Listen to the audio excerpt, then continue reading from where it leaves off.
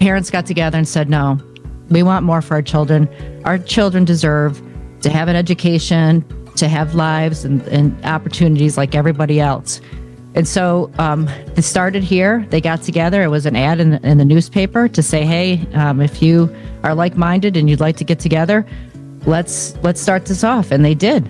And so from that time on, this particular chapter grew exponentially.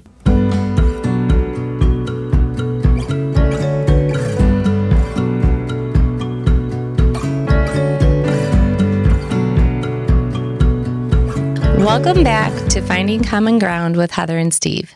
Today we're going to talk to the CEO of ARC in Oneida-Lewis. Her name is Karen Korotzer.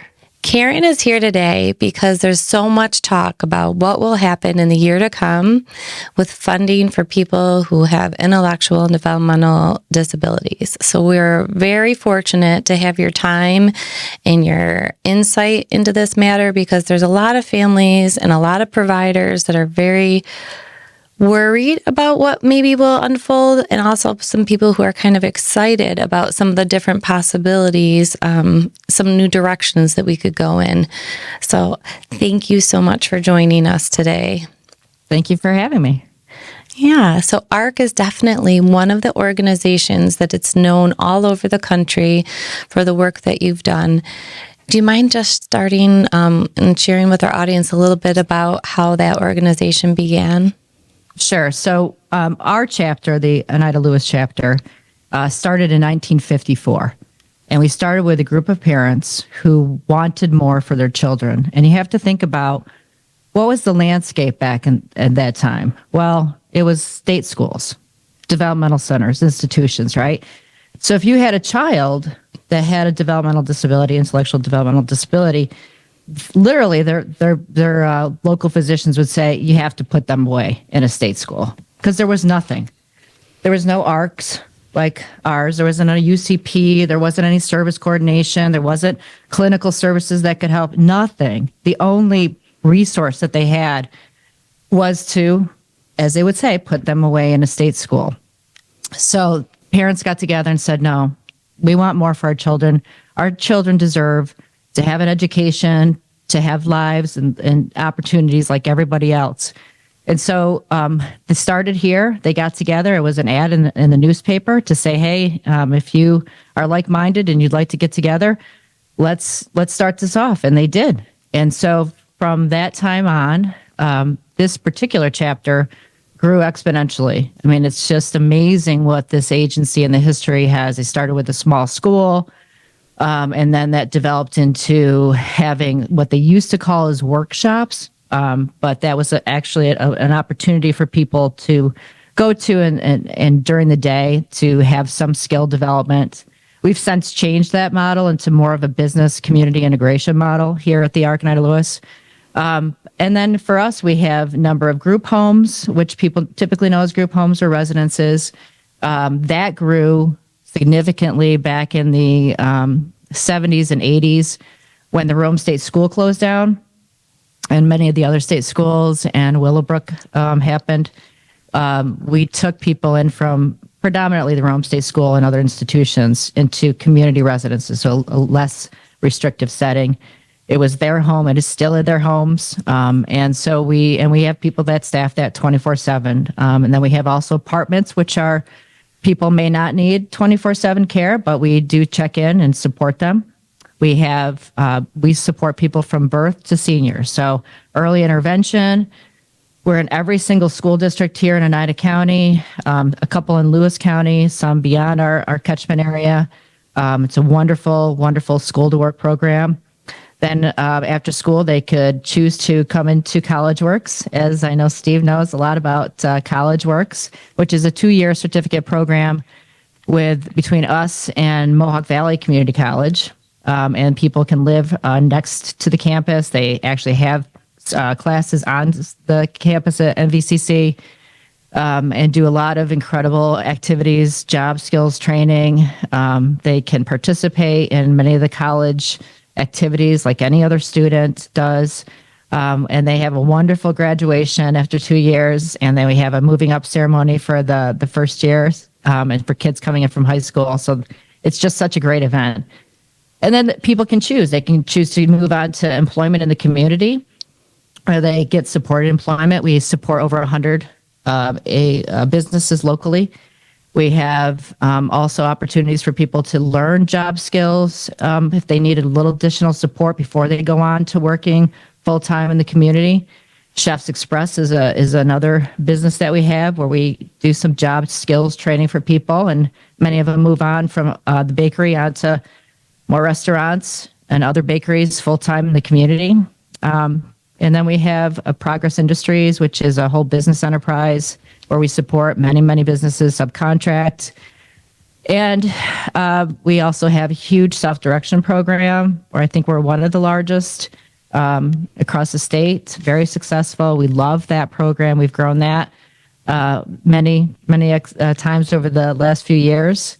And community family services. We have a respite care home. We just moved to from downtown Utica to more of the New Hartford area with just more land, bigger location. Trying to think of missing things. Day have programs without walls, our fine art program. So many. It's just amazing. And that started from a group of parents who, like I said, wanted more for their children. And they would be amazed to see what we've been able to do. I agree. Steve, do you want to share a little bit about your experience with that one program that she was talking about with the local college? I have a student. I have two children actually who are in their senior year and have IEPs, and I'm absorbing all of this because I need to know what we're going to do, right? Mm-hmm. Yeah. Hello, Karen. Welcome to the show. Hello. My wife and I at the time went way back with our son. He's now 35 now. And I remember there wasn't a lot of supports way back then for my son. And we stumbled across the College Works program. I wasn't sure, to be honest with you, in the very beginning, if he was going to be okay to do it because he had very minimal social skills and was not one to really, we weren't sure if he could navigate a campus. And the College Works program, we toured it, went through it, and we found out he not only could do it, but he thrived there. When he left there, his social skills increased tremendously.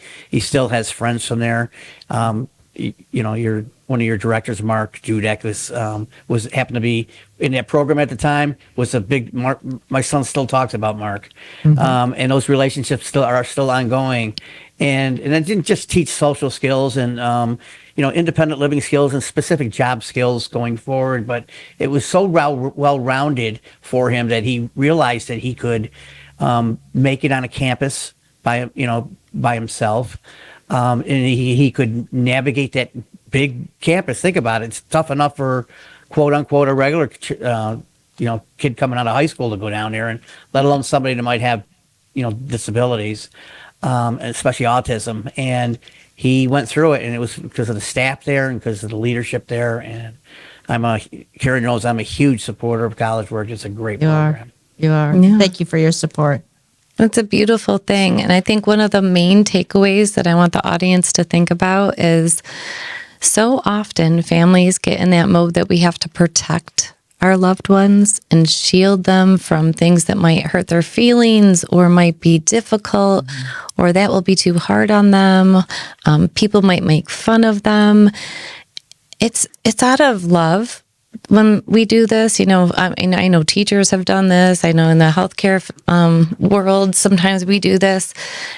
But hearing both of you talk right now just reminds me how important it is to acknowledge these normal life milestones, right? Like when you leave high school, there's a lot of families that will really go to bat at their CSE meetings with the districts and ask for their child to continue in that same high school, doing the same thing that they've done for the last 12, 13 years. And hearing you guys right now makes me think, we really have to open our eyes and push a little bit. We can always have safety nets. We can always redirect and change our path. But if you hadn't given your son that chance, Steve, to just make that opportunity work for him, he wouldn't have had the self-confidence. He would have felt like he couldn't do it because he wasn't offered it. So we have to like take that chance. We have to like push them out of the nest, right? Just a little bit, like, and make sure no matter what their levels are. I have one son that he gets A's in every subject, but just like your son, Steve, socially, he has some challenges and he's finding his way. He needs to figure those things out. I can't shield him from it because he's part of this world. And now my other daughter who's graduating, she has profound medical needs and she's nonverbal, but she's yearning for a college experience. She wants to be with her peers. She doesn't want to be locked away in the back of a plaza doing things that she doesn't feel are meaningful. So I love the variety that ARC offers, because you know what? We have guys that I worked with at the beginning of my career that love the workshop model. They want it. They want to be able to do something that's routine and predictable. They get a paycheck, and we should have that. That should always be a choice, in my opinion. But then you have the day habs without walls, and people are in the community and doing new and different things. So I really commend your organization for not only the programs that you offer, but for the advocacy that you do on a national scale. I kind of I feel like my bearings when something comes out or regulation changes or there's an ADM and things are different. I look to see what the ARC says first, because I'm like, they took the time to analyze it, and I want to absorb that before I make my decision, before I'm posting on Facebook like a crazy person, or I'm like taking a deep breath, right? Like I have to I just use it as a reference point. So I just wanted to let you know that you guys have really high quality stuff in that area. So thank you. I mean, it is our responsibility, to make sure we're sharing up to date, accurate information, about what's going on in our world. Whether it's Medicaid or whether it's, like you said, changes in policy. And, during COVID, it was a lot of educating and providing accurate information, to our employees and our families and the people we support. And, that is an important piece of our job, right? To make sure that we're all getting the information. And I'm fortunate to be part of a larger network. There's the ARC US. So they are, we're present in, I think, every state. We have the ARC New York, which is our parent corporation, and they do a lot of advocacy work for us right down in the Capitol. And so I think it's a network that I am very proud to be part of, but also there's power in numbers, right? I mean, there's definitely power in numbers, and we're not the only large group network. There's others too. So I think it's all of us communicating together across the states, across, the country is where we benefit each other. Absolutely. So what we did was we talked to families all the time, but in preparation for this show, we wanted to know, what are the things that keep you up at night, the things that feel like the biggest challenges right now? And by far, having a workforce that's stable and enough people that are dedicated to our loved ones seems like the reoccurring theme. Steve and I just had a really nice conversation with a family that unfortunately endured some horrible abuse at a local autism center in New York. And you would think that they would just be angry and mad, but they are like solution focused. They're like, okay, this happened, so what can we do that can make it better? And one of the things they felt like, and it fits, is that a lot of times staff are everything. They're the ones fixing something if it breaks. They're the ones shopping. They're the ones cooking. They're the ones doing the laundry and cleaning. They're also the ones passing meds. They're also the ones, bringing people to appointments and helping be the medical liaison. And they're a million different things, right? They're your accountant when you're at the store to make sure you have the money that you need for your items. And that's a lot to put on one person. And they were talking about different ways that we could show DSPs, direct support professionals, they're valued, that they matter, that they're doing something that's really important. Because right now, when you look at wages, and it's different, just so everybody knows, like if you look at a certified home run by the state, like a state-operated facility, their starting wage is much different than maybe ARC or Heritage or any of the other, the nonprofits, voluntary agencies that have homes. But what we find is the wage matters. Obviously, you need to have a livable wage, but it's more than that. So I don't know if you want to comment, because we had some good news with the one house budgets for New York State. Yeah. So, yeah. Yeah, we did. So I've been around in the field for way too long that I care to admit on this call, but I have seen it at a time when our field paid our direct care far above minimum wage, and there was much, much less policies and regulations to have to know and work on. And it was just a different time. And over the years, our field, I think, got a little eroded, right? We weren't getting the same attention that we needed from our state government for, I'd say, the better part of a decade. In more recent years, I think the current governor, I think, recognizes that there needed to be some changes with wages and wage enhancement, and we were able to get that. I'm very happy with both the one house budgets. They asked they put in what we asked for, which was a 7.8% wage increase, and now it'll be up to the governor, right, to also add it to the final enacted budget, and we feel very confident about that. I think there is a recognition that this field has needed some attention for a long time. But I think it's also making sure that, how we treat people, right? I mean, for us, our DSPs are the backbone, for sure. They are there every day. They are the ones who are connected. It's the relationships that they have with the people that we support that are so important and critical to the success, to meeting their goals, to feeling good about themselves for those that we support.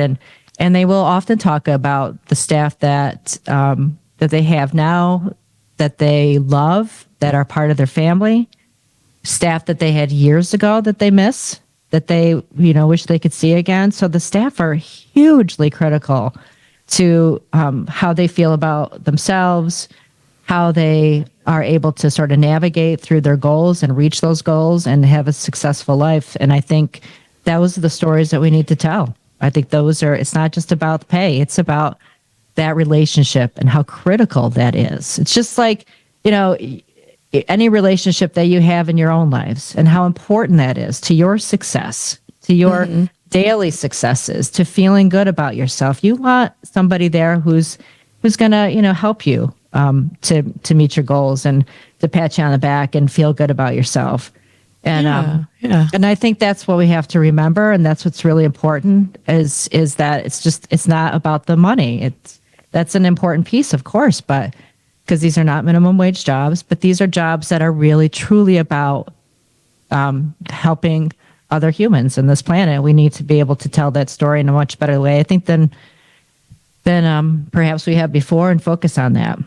Mm-hmm. I think I heard at one point that when you started as a DSP, back when we first started all of this, you're making 33% above minimum wage to start, and you were getting regular raises. It felt like a career. And also it was more family focused. Like if my daughter had a football game that she was cheering at, right? And my son's in the game, and I could say to the house that I'm working at, who wants to come to the football game? I wouldn't miss my kid's game, and the people who are really interested in football or wanted to be part of that experience could come with me. Then it turned into this like liability thing, and you're crossing boundaries, and I get it. I actually do. I can see both sides, but at some point it got clinical. Somebody has a behavior plan, and that's a symptom of this, and this is the medicine that we treat it with, and this is the behavioral approach that's prescribed by the doctor, and we lost our human part to it. And families feel that disconnect when they walk into a home. It's like the staff, the family, the residents. We should all be people, like you're saying, and it's not like that in every home. So what I hear and I feel from you is the tone that an organization sets is incredibly important. The value that they place. If a DSP cannot take time off, if they have no control over their schedule, they call off, right? Like, I'm not going to miss my daughter's play. I'm going to call off. If I'm sick, I'm not coming in, right? So there's this burnout factor that happens, and it's really difficult because then as you know, when you're trying to replenish a workforce and get enough people in there and you're running on the skeleton crew, it's like a battle zone. It's hard to get people to come in because when they show up, they're like, yeah, I'm going to get mandated for like 3 shifts in a row and I won't get to go home. And so you're right when you say it's more than a wage, but it has to start with something livable. So the 7.8%, I don't know what the odds are that it will stay right there, because just for people who are new to the budget, the governor always goes super low. Like hers was 2.1. She's like, we'll raise it up just a little bit, like not as much of it as inflation. And then everybody says, no, more. And then it's like, when you're buying a car, I guess, in a way. Right. Do you have any feeling of how it will shake out for DSPs? If there's anything else besides this increase that would work out to help with that issue, because it's such a big one. It really is, and it's. I wish I had a crystal ball, but I think one of the things that I take away from this is how supportive both houses are. That means we've been doing the right thing and getting them educated about our DSPs, about what they do, about the need to increase wages. So that, I think, is something that's important for us to walk away from and walk away with and know that our voice is being heard. Now, it'll be up to the governor, right? What she's gonna say, what she's gonna do. But I think that I am hopeful, and I am optimistic, and I tend to be a little bit of an optimist when it comes to this. But I think we've been doing a lot of rallying, a lot of sharing our stories. We've been educating again our state legislators. So I think that if it's not the full, it will be close to it. That's my prediction. Karen, yesterday I happened to be in a meeting at the governor's office with the Division of Budget, and they had 7 staff listening to us, and it was made up of some provider agencies, but also some parents, and I happen to be representing the parents with Life Plan, and they wanted to hear our stories, and they listened, and we told them exactly what you're saying, that that wage enhancement needs to happen. Some of the other things that your asks are need to happen because it helps us down below with our own families. And they were very, it was encouraging that they took the meeting, to be honest with you.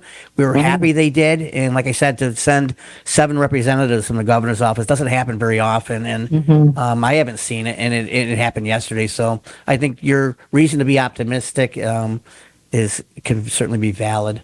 That's great. That's great to hear, because Division of Budget used to be quite insulated. They never talk to parents or families, never. So it's really great that they heard from you guys directly. I always say we need to become best friends with central staff. They're the ones that do all the research. They're the content experts, the researchers, the scientists, and they tell the governor what's important. And I'm like, they need to be our best friends. Like they need to know us, because then that would help, right? Because when people talk about the cuts, and we'll get to the federal spot, and I know that this is a very hard topic to talk about for a lot of people. Steve and I know this firsthand. We run a few platforms on social media, and with the best intentions, trying to do a very neutral post, it can go sideways really, really fast, right? People have very strong emotions and opinions. So when we're talking about the federal stuff, what I want to start the conversation with is New York State is in a better position than other states. Just because we pay more into the system than other states do, we were kind of subsidizing some programs beyond New York State. Does it mean it would be okay for us to lose a whole bunch of funding? No. I mean, we're going to feel that, but I do think we're in this position where we can shift things around. We have some flexibility. If the governor is listening and she can be aware of what can we shift? What is most important right now? I think that we could be okay. And the thing is, we don't know what's going to happen at the federal level. And maybe it would be good to start with a little bit about what happens when they don't hit the deadline. Because what's today? The 13th. Tomorrow the government will shut down if they don't have a resolution, right? Or they don't have their budget in order. So can you comment on that piece? Because that's really scary for people, thinking that different funding and stuff will stop tomorrow. Yeah, there's also a lot of images that are terrifying, right? You're on a stage with a chainsaw.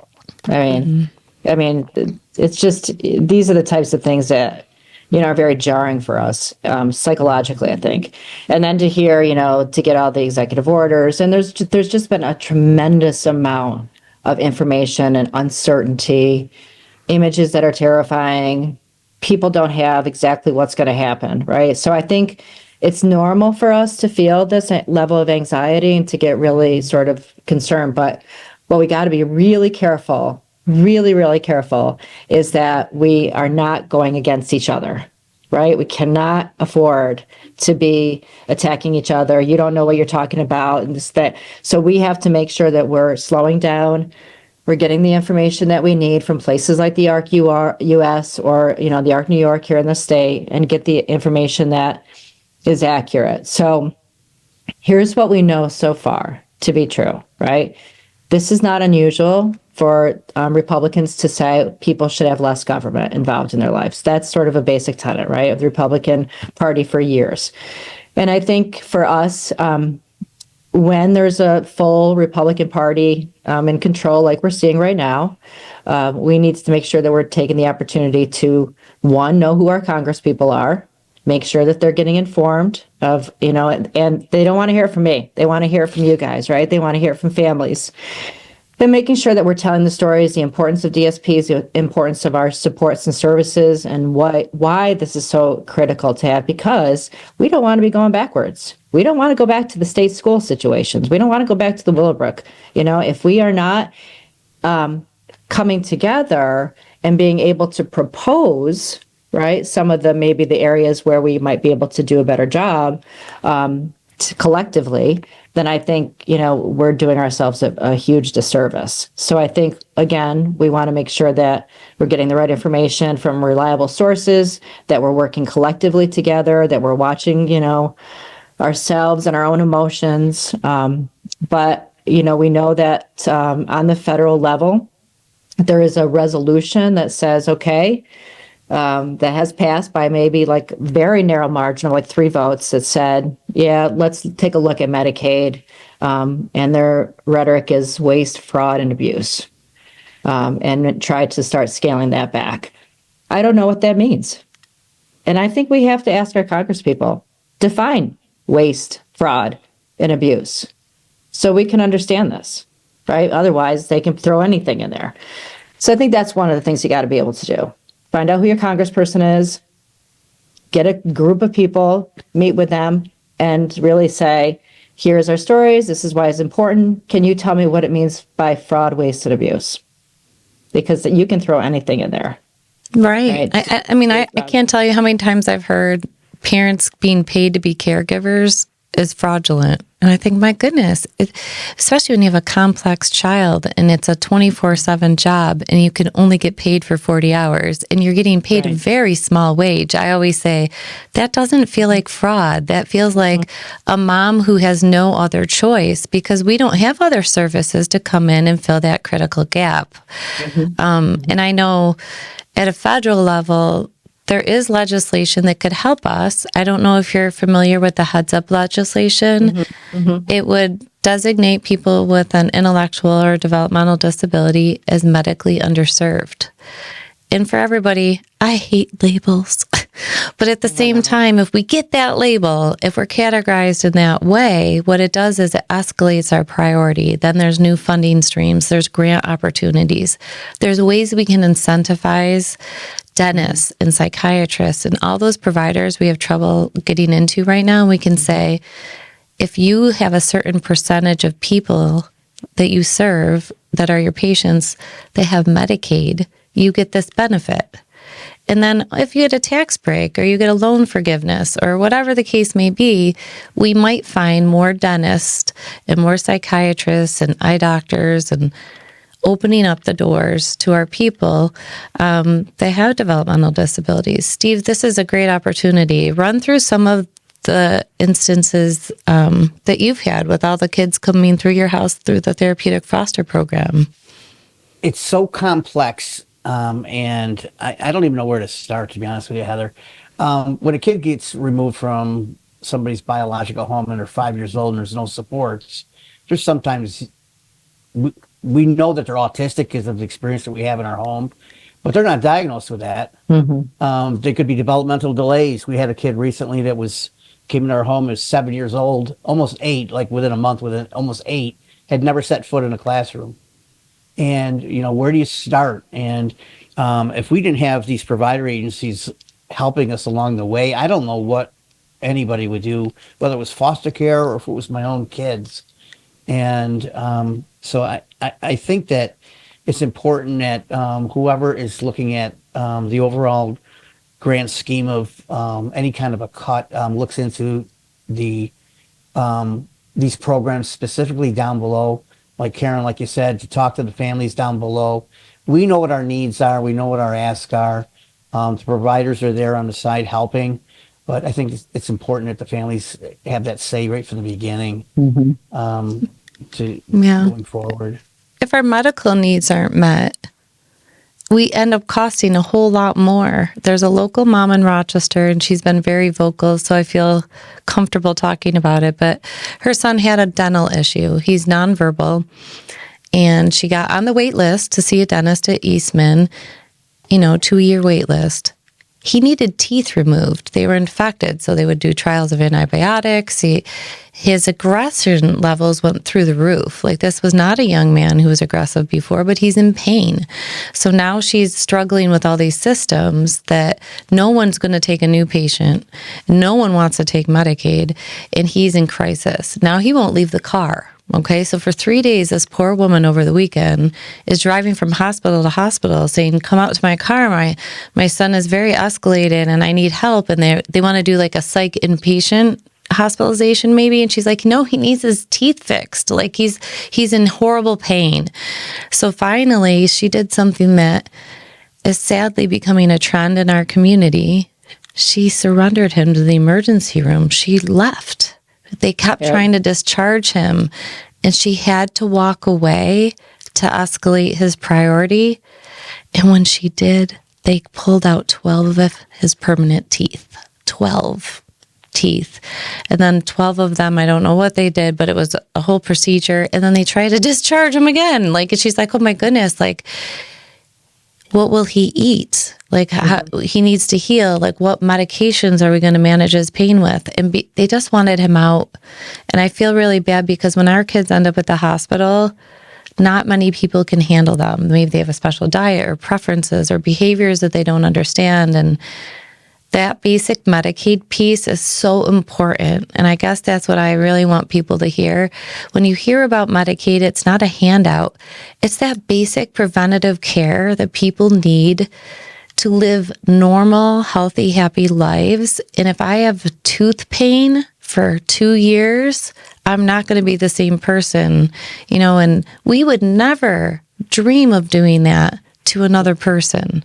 Like, why our kids are in this population that is so underserved, it's really hard to wrap my mind around. I think that's why this is so important that the stories are shared and are heard. Because what I hear sometimes, people who really don't understand Medicaid and they think it's wasteful, and they think it's people who are taking advantage of a system, who are not working, who are sitting around, and it's like that is not what Medicaid is to so many. It's exactly like what you're saying. It's the need to have preventative care, health care. It's the need to have supports and services so you can, be able to live a life that you enjoy and are healthy and safe. It's not about, and that's why they keep talking about job requirements. I'm like, where is this sort of tunnel view of Medicaid come from? It's a very old, and it's incredibly wrong. So I think that's why I keep going back to tell me what you think the fraud, waste, and abuse is, because it's not in your story, right? That you just told. Right. And I would also say too, like if you want to take away fraud and you have this employment requirement, there's a difference between people who can and people who choose not to, right? And then the people who can't. And Medicaid is really supposed to be for the people who can't do it, right? So if we stick to the people that it's intended to serve, why would we have an employment requirement? We're saying you're so disabled, you need this help, but you also have to work. Now, I want people to work, like if they can, but I don't think that you can tell somebody who's medically complex with acting out behaviors that they need to go be gainfully employed, because that might not be safe or the right thing for that person at that time. And I think the other side to that is, what Medicaid is for you, right? And for your child. But there's other pieces to Medicaid that maybe you don't know is being spent on. Obamacare or, Affordable Care Act. I don't know a lot about that, but, if that's an area that they're looking at, that's a lot different than the supports and services that we have for Medicaid. And I think that's another area where we need to really quickly get educated on what are the pieces of Medicaid? What are the areas of Medicaid? There's Medicaid in the mental health field.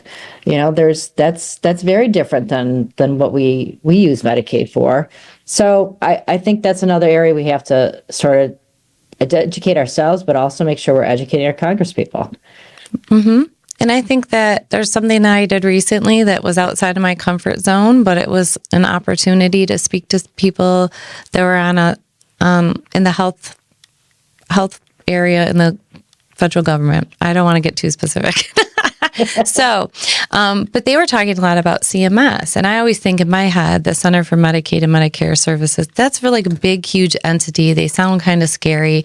I never knew you could interact with them. Like as constituents, we can say, I don't understand why there's this regulation, or I don't know why my state won't use my funding this way.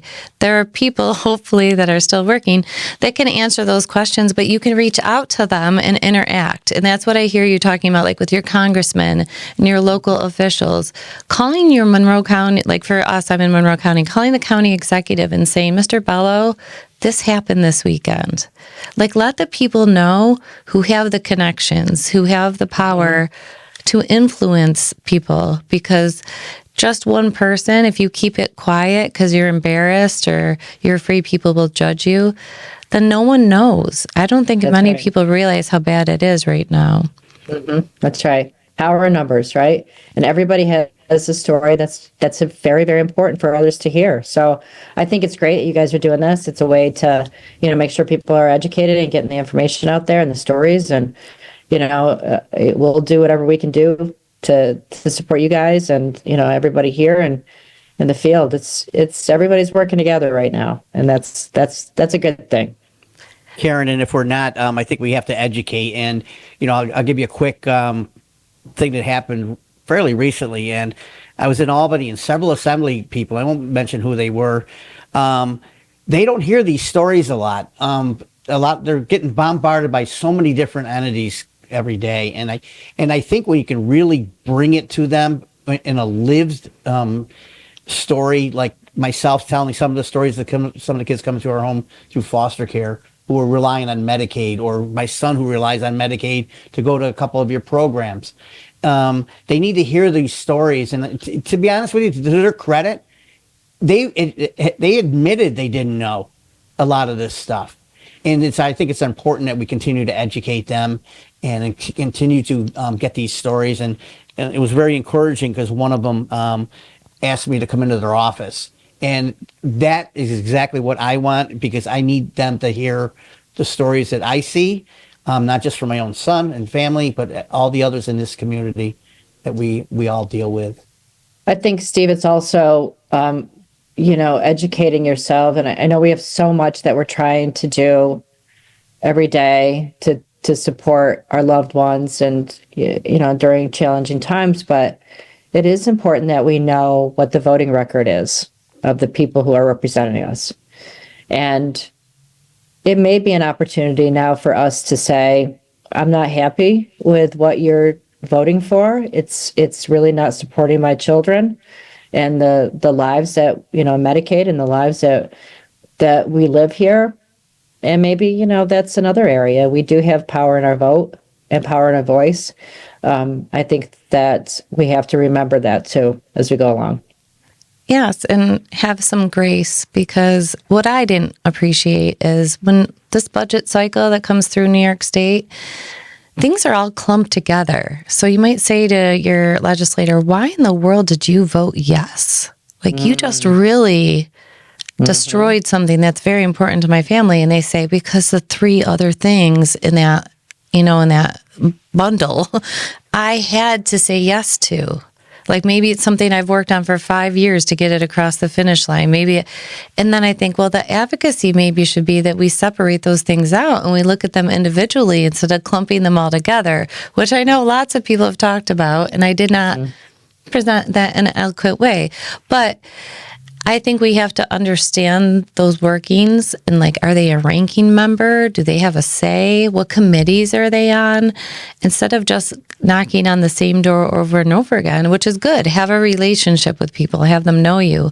But when you have a specific topic like home care, CDPAP, I have a strategy. Who am I talking to? The people who can make it shift, right? I'm not going to talk to the person who agrees with me right now. I'm going to talk to the person who doesn't. And that's a skill set for people, because if you come in adversarial and you come in with demands, you're not met with the same ability to change things. You're shooting yourself in the foot, in all honesty, right? But coming in and saying, I want to understand why you won't support this legislation, or why aren't you a co-sponsor? This seems like something you'd really be all over. I'm shocked at some of the things that they'll say. They give me insight I did not have, things that I did not know how the internal workings are. So ask the questions. Don't feel like you're being rude. They do work for us. That's right. Their job is to serve us and make sure our needs are met. So I really appreciate you coming on and talking through all of this. I hope that we can come back and have another show that we talk about how nicely everything ended up turning out. Because sometimes it seems so big and scary, and the apple cart, like you said, Steve, does get tipped over and it's really messy. But I think we can rally, and I think we can make things work. We can shift things if we need to. I just hope we don't lose the things that we really need. So that's where our advocacy comes in. Stay tuned in, guys. Stay focused. See what's, actually hitting the fan when it's, coming out, instead of just assuming the worst. Because we can really it's easy to fall into a negative mindset. Totally if nothing else, just try to keep plugging forward and pushing the things that work. So thank you so much. Right. Is there anything else that you feel like our audience should be thinking about or focused on in the next few weeks? I think it's just, again, keeping yourselves educated, listening to you guys, and the ARC US and the ARC New York is a great resource. We're happy to help if anybody needs any information. And I think, again, it's just taking it one step at a time, right? And that, understand that this is a variance. If there's a lot of uncertainty, it's going to cause us some angst. But again, I think we just have to see how things unfold. But in the meantime, get yourself educated, make sure that you're sharing your stories, especially with your congresspeople, as we move forward, and we'll see how the state works out as well. Right. Yeah. We can't really make any decisions till we know what's happening at the federal level. That's the tricky part, right? It is tricky, but, I think our state is committed to our field. So I think that's a positive. Me too. Thank you so much. Thank you. Continue the conversation by joining our Facebook group. If you're a fan of the show, please join our supporters club. Subscribe on YouTube. Rate and review on your favorite listening app, but most of all, share it with your friends. Just one more click or comment can make a huge difference and help us to continue finding common ground.